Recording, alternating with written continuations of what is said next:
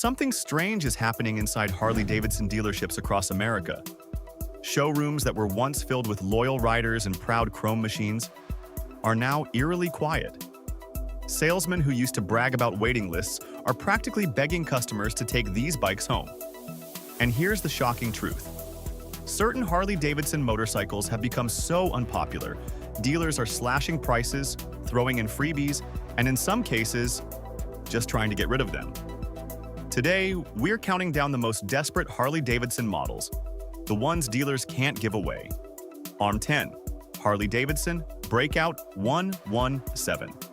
On paper, this bike looks like a dream. A stretched-out frame, wide rear tire, and the Milwaukee 8 117 engine, Harley's most powerful V-twin. It screams muscle, attitude, and road presence. But here's the problem.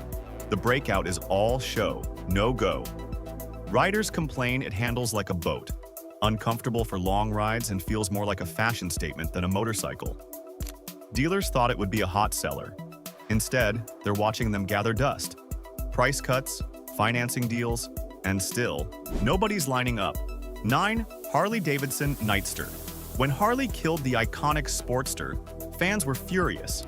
The Nightster was supposed to be the modern replacement, lighter, faster, with the new Revolution Max engine.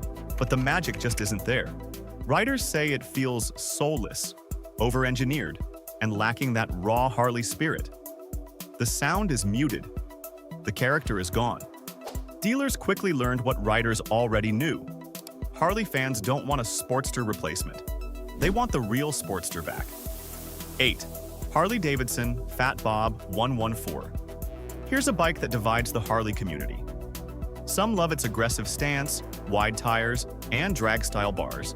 But for many, it's just too strange. The dual headlights are constantly roasted online, the ergonomics are awkward, and it doesn't fit neatly into Harley's traditional image. It's not a cruiser, not a tourer, not a sport bike. It's stuck in an identity crisis. That confusion shows in the sales numbers. Fat Bobs are collecting dust, while classic models like the Street Glide keep flying off the floor. 7. Harley-Davidson Pan America 1250. This was Harley's bold leap into the adventure touring market. On launch, critics actually praised it. Great power, modern tech, competitive against BMW and KTM. But the loyal Harley crowd, they didn't bite. Adventure riders weren't ready to trust Harley, and Harley riders weren't ready to switch from chrome cruisers to dirt trails. Dealers ended up with Pan Americas they simply couldn't move.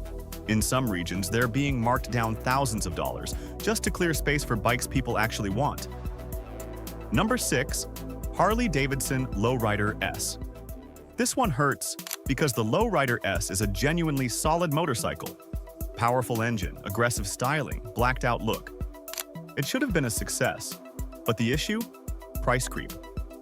By the time you add basic accessories, this bike costs as much as a full touring Harley. And riders would rather stretch a little further for a road glide or street glide. The Lowrider S ends up stuck in the middle. Too expensive for young buyers, but not versatile enough for veteran riders. Number 5. Harley-Davidson Livewire Original. Ah yes, the infamous electric Harley. When it launched, Harley bragged about its futuristic technology and lightning-fast acceleration. But the price tag? Nearly $30,000. Riders laughed it out of the showroom. The range was too short, charging too slow, and the sound was nowhere near Harley's iconic roar. Dealers tried everything: test ride events, financing, even buy one get one free gimmicks. But the Livewire was dead on arrival. Harley eventually spun it off as its own company, but the damage was already done. Number 4. Harley-Davidson Road King Special. This should have been a classic winner. Stripped down touring style, plenty of comfort, and the beloved Milwaukee 8 engine. But here's the truth. The Street Glide and Road Glide completely overshadow it. Riders looking for a touring Harley simply prefer those models. The Road King Special became the forgotten child of the lineup. Dealers keep them in the back corner, hoping someone notices. But 9 times out of 10, customers walk right past it to the big Batwing fairings. 3. Harley-Davidson Street 500 and 750. These were supposed to be Harley's entry-level saviors. Cheap, beginner-friendly, and aimed at younger riders and global markets.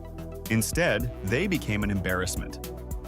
Poor build quality, weak performance, and styling that looked nothing like a Harley. Hardcore fans rejected them instantly, and new riders didn't see the value. Dealers couldn't get rid of them fast enough. Harley eventually killed the street lineup entirely, quietly sweeping the failure under the rug. Number 2.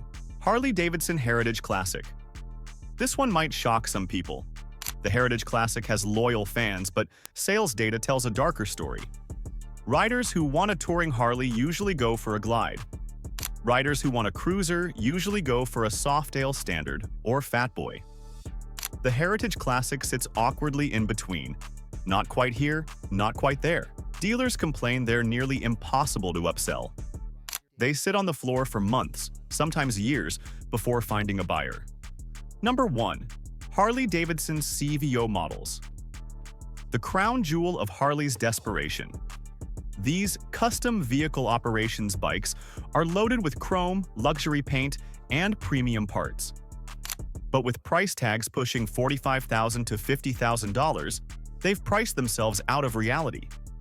The riders who can afford them often prefer custom shops, while everyone else just laughs at the sticker. Dealers once used CVOs as showroom trophies. Now they're begging people to take them home. Some have been spotted with $10,000 discounts, a clear sign Harley's luxury gamble is collapsing. And there you have it, the bikes Harley-Davidson dealers can't give away.